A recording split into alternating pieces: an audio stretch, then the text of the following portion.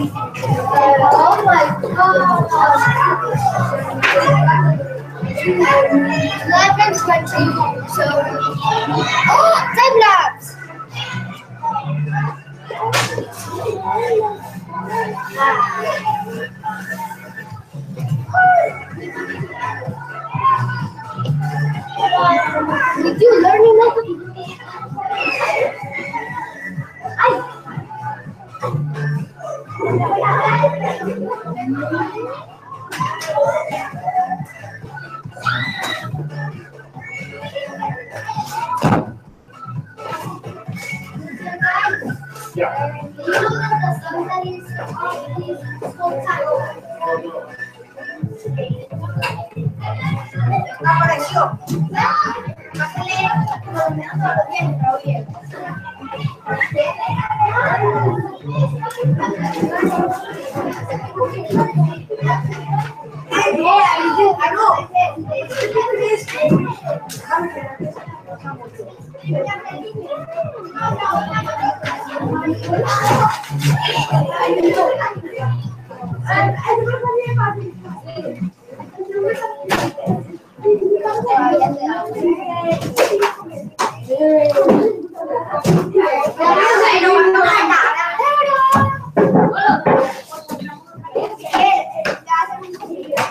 ¿Por qué no escribes tú?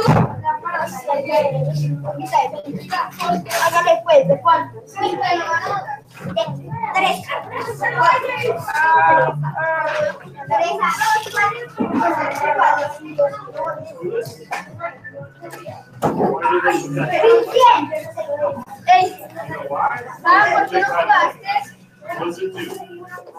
¿Sabes por qué no jugaste? ¿Sabes por qué no jugaste? Is there any truth to that in the article? A lot of times people will make a very fantastic title in each book, but if you read the article, you'll be like, oh, it's not really that big of a deal.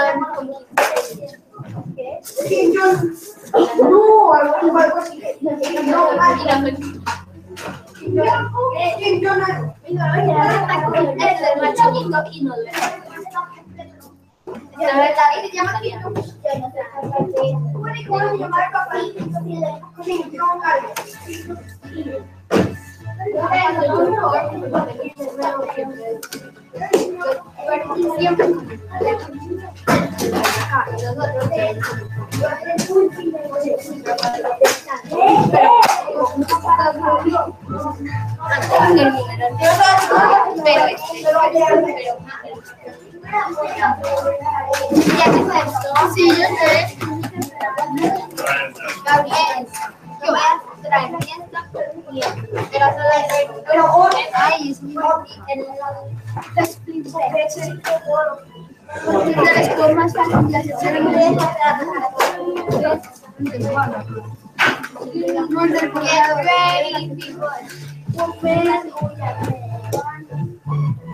No tienes que comunicar demasiado espacio. Es tuyo, no. El Rosario Valle parece que se siente como para coger el burrito.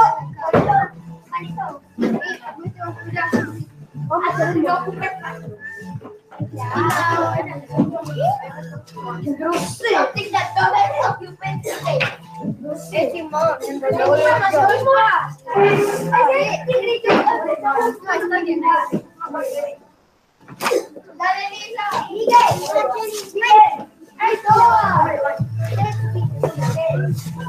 7, 12, 11, 10, 9, 8, 7, 6, 5, 4, 3, 2, 1, 0. 1, 2, 3, 4. 4 segundos tarde, Martín. Can you explain how that helps him? Am I going to I don't care. No, but I'm curious as to how does pointing out who is late and by how much is that helping him to get better? I don't think it does. Yeah. Because maybe that person that got late that he got late, how much late, and he would know like I need to be like 10 seconds before I did it this time, so I can get it. Right. I think that also depends on the person who's late, how they'd like to be treated too, right? So if we want to know that stuff. So we were 22 out of 23. So It was just in time. cool. Some of my concerns before we start. Oh, I was going to do this too. Chairs are being left out. Cardboard is being just thrown around the room. Things are being left everywhere. Cardboard boxes just kind of hanging out.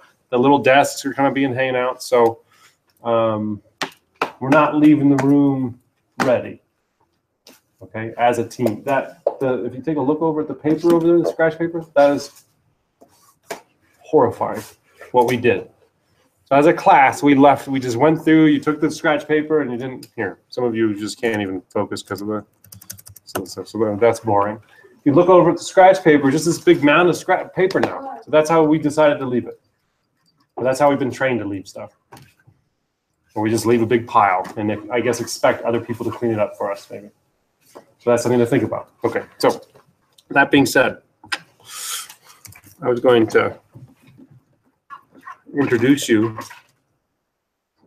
to a little bit about me and my family as readers, just to really start off the day. So this is my Kindle library. I don't love having to read books in digital sense, but because I live in Colombia and because of like bulk and stuff, I've just find it easier to do books. Now, with me and my family, books are not an issue of cost. So we have a rule: if you want to read it, we buy it. Okay? We will sacrifice other areas of our lives. We do not sacrifice our reading and our learning areas. Okay? That's how my family operates. So right now, I'm not reading all these books. This was stuff about the brain that I've been reading about, that I read this summer. This one I'm reading now, it's also about brain and how you can do that in the school system. I have a book on number talks that I read. I've been reading this one about Everybody Lies, and it talks about all the anonymous Google data they have, and like that's where people are actually honest. So it's a pretty interesting nonfiction book that I'm currently reading. This one is about how to make better decisions. I was reviewing that for the school. What's another one I'm reading right now? I'm reading a fiction one called that.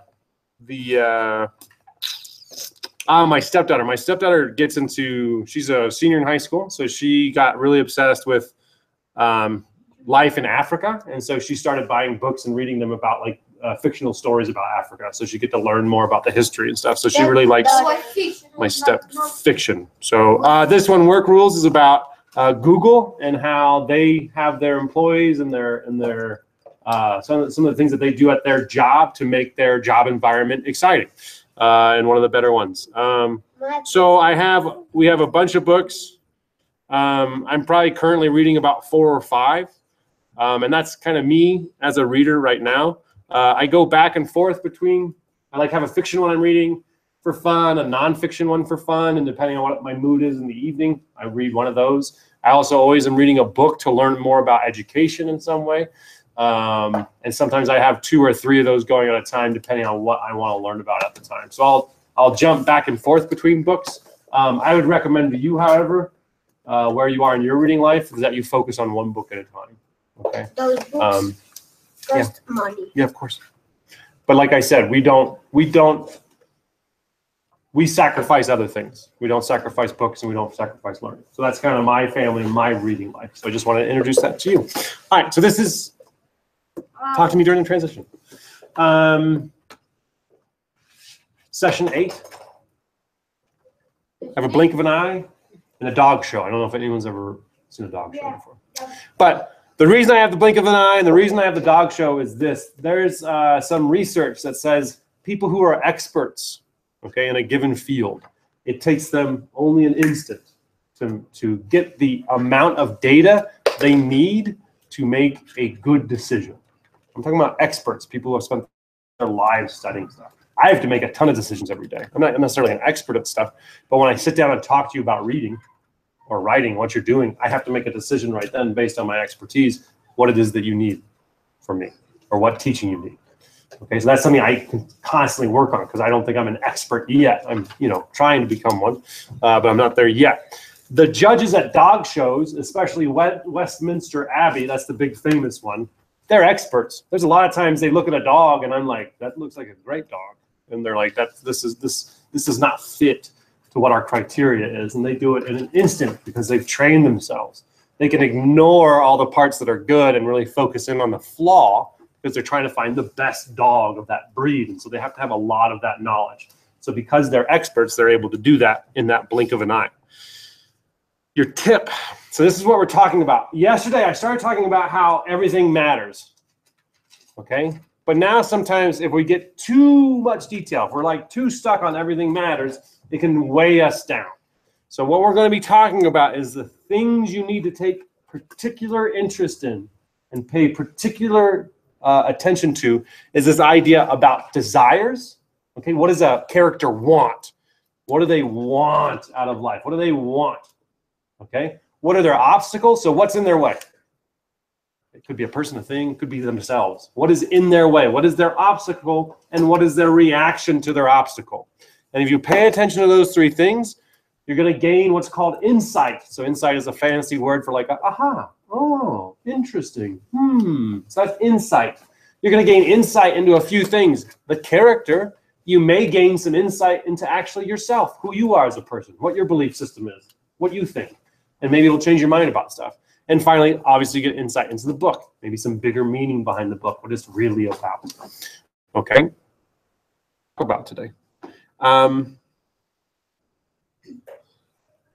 One of the things you need to know, and hopefully you do know, is that stories lead what's called an arc. Okay? Most stories have a character who wants something, and there's some sort of problem, and they have to overcome the problem, and that's what we call the climax, and then it's like the ending of the book. So that's called a story arc. So you should have seen something, I would imagine you've seen something like that before, some sort of mountain something. So that's kind of the way it goes. It's like it starts, there's action that's rising, something happens dramatic to end the book, and then you just kind of end quickly. So that's what that is, the climax. The climax is when that problem gets solved in most books. If you think about, have you read Three Billy Goats Gruff? Have you ever heard of that story? Yeah, me too. Yeah. Okay, so it's like there's a troll, there's three goats, they need to get across the bridge. Okay, so there's characters, they need to get across the bridge. That's what they want to do, that's their want. There's a troll that's going to eat them, so that's their problem, right? So they have to make choices, and they come up with a plan to fool the ogre and kill it, and then get over to the field so they can eat happily ever after. Okay, so all stories, for the most part, follow that arc. Okay, so you got to pay particular attention to this stuff. And what happens is when something important happens in the story, that usually tells you that arc is happening. Something is happening in that arc. It's either like introducing the problem, or something is happening, some rising action, or it's going to be the climax or the solution or something like that. Okay, so that's when you really need to kind of perk up and go, wow, I need to think about this and do it. Hold on a second. Yeah. And then this whole idea about what is motivating the character to do stuff and what is standing in their way. So if we take a look at page 19 and 20 from Tiger Rising. So what I'm going to do is I'm going to be reading it to you. I'm going to be thinking out loud. I'm also going to be asking you to be looking for some evidence to support your thinking when I ask you to do that. So he stayed where he was. In a minute, the faded red double doors of the lunchroom swung open, and Sistine Bailey came marching through them, her head held high. Behind her was a whole group of kids, and just when Sistine noticed Rob sitting there on the bench, one of the kids threw something at her. Rob couldn't tell what, but it hit her, whatever it was. Run! He wanted to yell at her. Hurry up and run! But he didn't say anything. He knew better than to say anything. He just sat and stared at Sistine with his mouth open, and she stared back at him. What does Rob want to do? What does he want to do in this moment? Yeah, Gabriel. Help Sistine to... He wants to help. He wants to help her, and he doesn't. So there is an obstacle in his way. What do you think the obstacle might be, and what might be some evidence either on this page or from previously in the book that gives you that indication? Turn and talk to your partner. And also because like he said before, let's try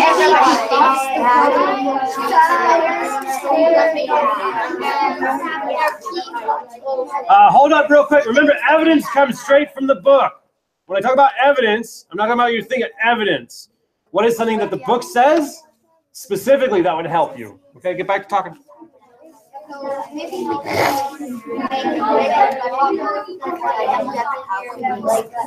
I think he shined when he stand out for somebody. Like he got the courage from the tiger. I think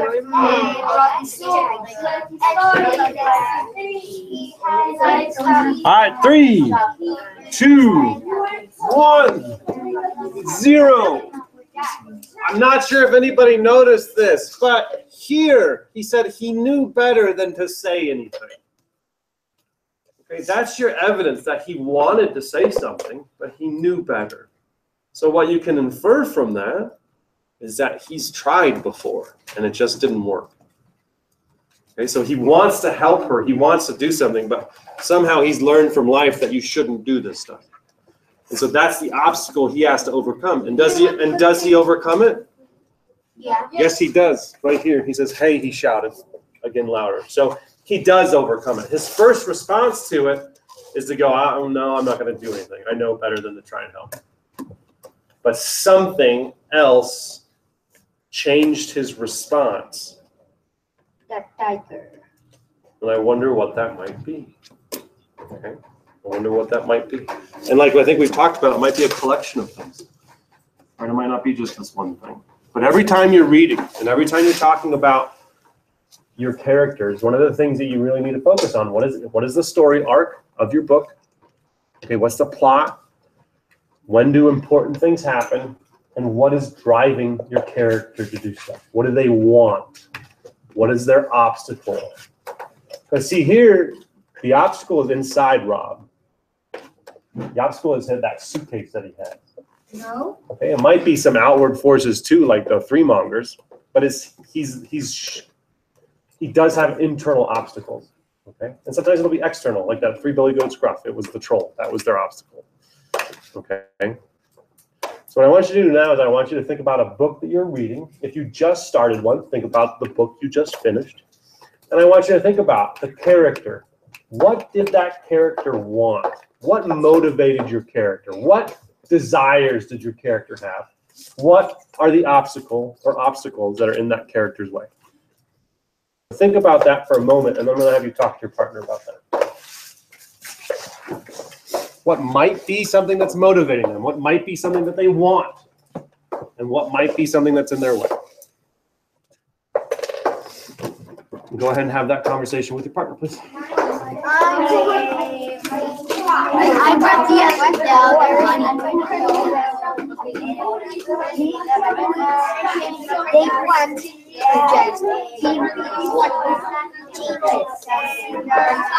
keep Bless you.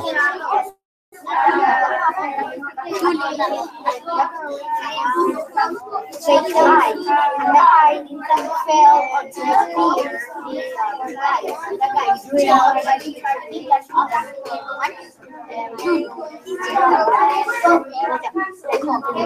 You start moving. All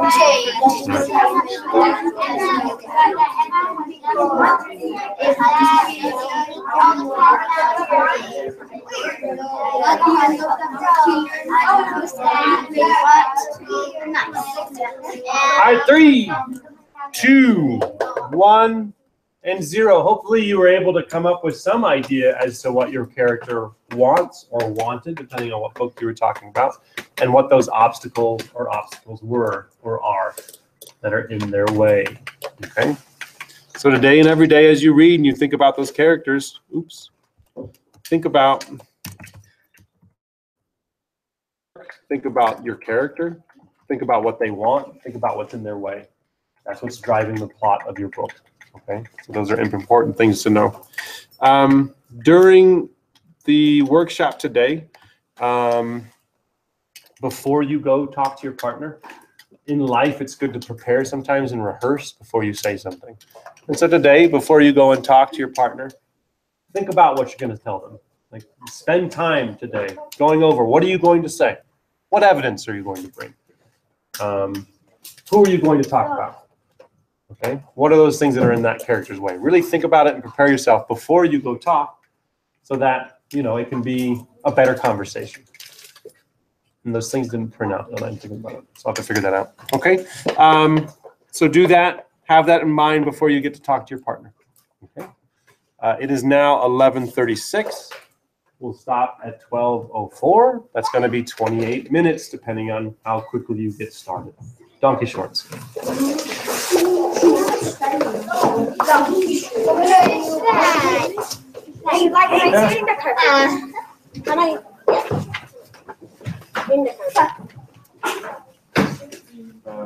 As long as you were aware.